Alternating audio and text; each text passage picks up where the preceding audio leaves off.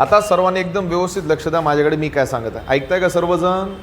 आपलं टार्गेट काय पहिलं समजून घ्या. व्होल्टेज रेग्युलेशन कॅल्क्युलेट करायचं असेल तर पहिले EPH लागतो. काय लागतो? What is the EPH? Phase की फेज EMF? एक प्रॉब्लेम असा की हा फेज EMF प्रत्येक लोडला वेगळा असतो. रेझिस्टिव्ह लोडला वेगळा, इंडक्टिव्ह लोडला वेगळा, कॅपॅसिटर. आपलं टार्गेट काय, मी तुम्हाला याची पण वेक्टर डायग्राम ड्रॉ करून देईल. पायथागोरस थेरम लावेल, EPH मिळेल. Vector diagram Pythagoras theorem, EPH मिळेल. Vector diagram Pythagoras theorem, EPH मिळेल. ज्याला रेझिस्टन्सची वेक्टर डायग्राम समजली रे, एकदा ट्रिक कळली ना, त्याला इंडक्टरची तर समजणारच गॅरंटी, कॅपॅसिटरची पण समजणार. पण वेक्टर डायग्राम ड्रॉ करत असताना काही बेसिक पॅरामीटर समजून घ्या. समजा मी तुमच्या समोर पहिली वेक्टर डायग्राम ड्रॉ करता, कोणत्या लोडसाठी? रेझिस्टिव्ह लोड म्हणजे कोणता फेज? तुम्हाला गुट्टे सर तुमचं टार्गेट काय? अरे माझं टार्गेट EPH आहे रे. मग EPHचा फॉर्म्युला पार्ट कसा करायचा आणि तयार पण कसा करायचा मी सांगू. चुकून तुम्ही फॉर्म्युला पार्ट नाही केला, तुम्ही डायग्रामला इमॅजिन करून फॉर्म्युला 2 ते 10 सेकंदात तुम्ही लिहू शकता. बोर्डवर लक्ष द्या, मी काय सांगू. सगळ्यात पहिले एक सर्किट डायग्राम कॉपी केली. आपला कुठला पण अल्टरनेटर काय बनवतो? E का EPH?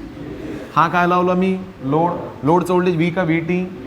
हे दोन प्रॉब्लेम क्रिएट करत आहेत जे व्होल्टेज ड्रॉप करायला तयारच आहेत. बघा, पहिला व्होल्टेज ड्रॉप कुणामुळे तयार होतो? RA मुळे. दुसरा असं वाटत नाही का दोघांचा कंबाईन केला तर Z की ZS? असं वाटत नाही का 3 ड्रॉप आहेत?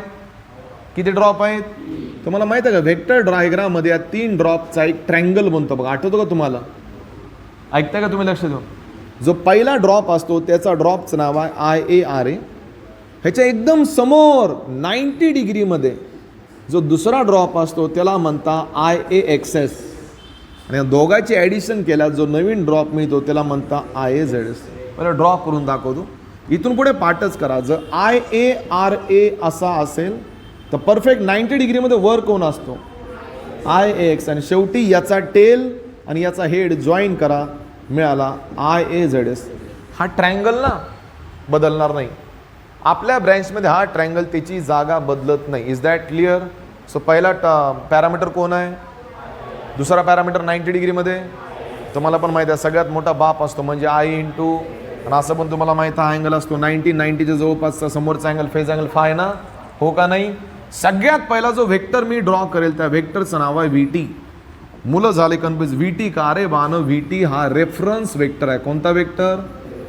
म्हणजे तुम्हाला माहीत तर पाहिजे ना की मी वेक्टर डायग्राम कुणापासून सुरुवात करणार आहे? VT. कशाचा? VTचा. मग VT नंतर जो दुसरा वेक्टर मी ड्रॉ करेल ना तो दुसरा वेक्टर असतो IAचा.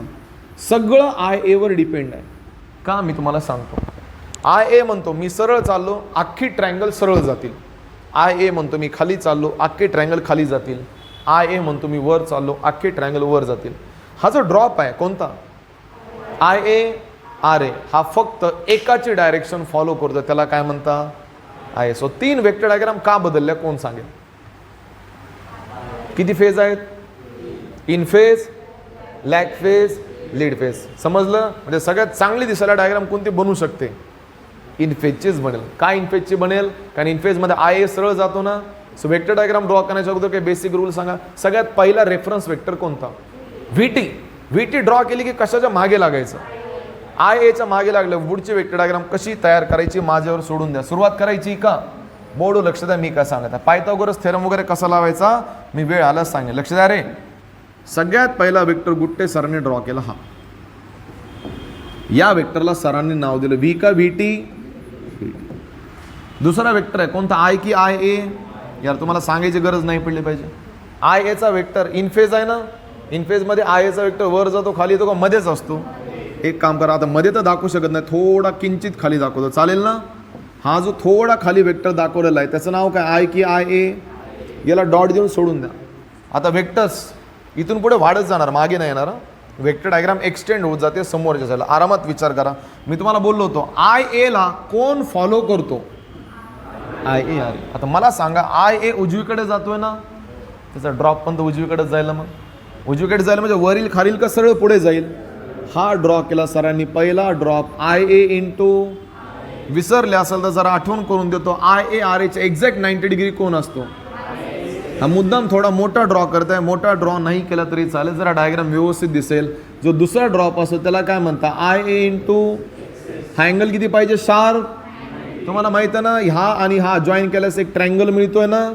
एक काम करा, याचा टेल आणि याचा हेड जॉईन करा, तुम्हाला काय मिळाला, झेड की झेड एस. त्या वेक्टरचं नाव काय, I A into Z S. पण तुम्ही विसरले थोडं, आपलं टार्गेट EPH आहे. मानो जे माझं टार्गेट आहे ते मला अजून दिसलं नाही. तुम्हाला माहिती आहे शेवटी रिझल्टंट वेक्टर कसा ड्रॉ केला जातो, शेवटचा वेक्टरचा रिझल्टंट, जिथून डायग्राम ड्रॉ केली त्याचा टेल, जिथं डायग्राम संपली त्याचा हेड. टेल आणि हेड कळतं का, या दोघांना एकदम सिस्टमॅटिकली ड्रॉ करा. या वेक्टरसाठी मी स्ट्रगल करत होतो, ज्या वेक्टरचं नाव काय, ई का EPH, हा मेन वेक्टर आहे. मुलं विचारतात गुट्टे सर फेज अँगल दिसत नाही, कसा दिसणार रे. फेज अँगल ते 0 आहे. का 0 आहे, कारण आपलं नेचर कोणतं आहे, रेजिस्टिव्ह लोड. आपलं डेरिवेशन झालेलं नाही नेवे, तर शांत बसलं तर बरं राहील, डिस्टर्ब नका करू प्लीज. डायग्राम भेटली आपल्याला सगळ्यांना, पाठ झाली डायग्राम, काहीच अवघड नाही. ना डायग्राम वर झुकत आहे ना खाली झुकत आहे, सरळ सरळ आहे ना. आता मला याला पायथागोरस थेरम लावायचं, लक्ष नाही का, बाय प्रोसेस जाऊ थोडं. प्रत्येक पॉईंटला एक नाव देऊ. याला नाव दिलं पॉईंट ए, या पॉईंटला नाव दिलं पॉईंट बी, या पॉईंटला नाव देतो मी पॉईंट सी, या पॉईंटला नाव देतो point D. Yes or no. असं वाटत नाही का अख्खा एक मोठा ट्रायंगल भेटला, हो का नाही. मग सांगा पुढची स्टेप काय असेल, बाय अप्लाइंग कोणता थेरम, पायथागोरस थेरम. बोर्ड लक्ष द्यायचे, मी रिपीट नाही करा. सांगा पायथागोरस थेरम मध्ये हायपोटेनियसचा एका एडीचा स्क्वेअर, एडीचा स्क्वेअर. सांगा बेसचा एका एसीचा स्क्वेअर प्लस हाईटचा स्क्वेअर, सी का सीडी, सीडीचा स्क्वेअर. थांबा गडबड नका करू. एडीचा स्क्वेअर जशाला तसा. एसी म्हणजे कोण, हा मोठा वेक्टर म्हणजे दिस प्लस दिस, बरोबर का. एसी म्हणजे कोण, AB प्लस BC ब्रॅकेटचा स्क्वेअर प्लस CDचा. आता काहीच करणार नाहीत सर, फक्त व्हॅल्यू सबस्टिट्यूट करत पुढे जाणार आहे. सांगा सगळ्यात मोठा जो वेक्टर आहे त्याचं नाव काय, ई का EPH, EPHचा स्क्वेअर. चला हे पण ठीक आहे. AB ची व्हॅल्यू सांगा आता आरामात, व्हॅल्यू जरा व्यवस्थित आरामात सांगा. सांगा AB ची व्हॅल्यू काय, रॉंग, VT आहे. आय येतं फक्त नावाला आहे ना. AB म्हणजे कोण आहे, V का VT प्लस जशाला तसा. थांब आता इथं तर प्रॉब्लेम झाला यार.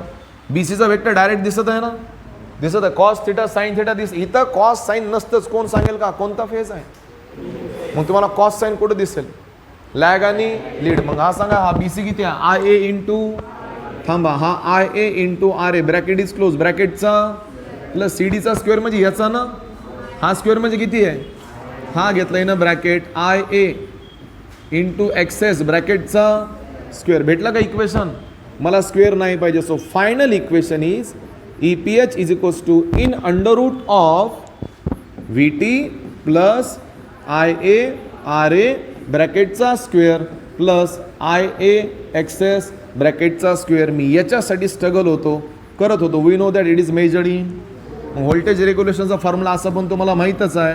Percentage of VR can be defined as EPH minus of VT upon VT. We know that it is always measured in percentile. So तुम्ही 100 ने मल्टिप्लाय करा. आत्ताच फॉर्म्युला पाठ करा रेजिस्टरचा. चला, EPH is equals to under root in a bracket VT plus IA RA ब्रॅकेटचा square plus IA XS ब्रॅकेटचा square, बरोबर का. याचा पुढचा फॉर्म्युला काय मिळणार आहे आत्ताच सांगतो, लक्ष देऊन ऐका.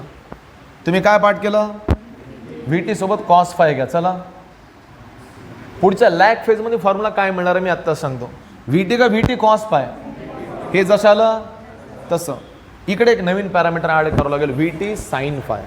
मग हा फॉर्म्युला तयार करून दिलास तुम्हाला पाठवून झाली. याच्यात cos फाय sin फाय का दिसत नाही, कारण कोणता लोड आहे, इन फेज लोड असतो का, रेजिस्टर.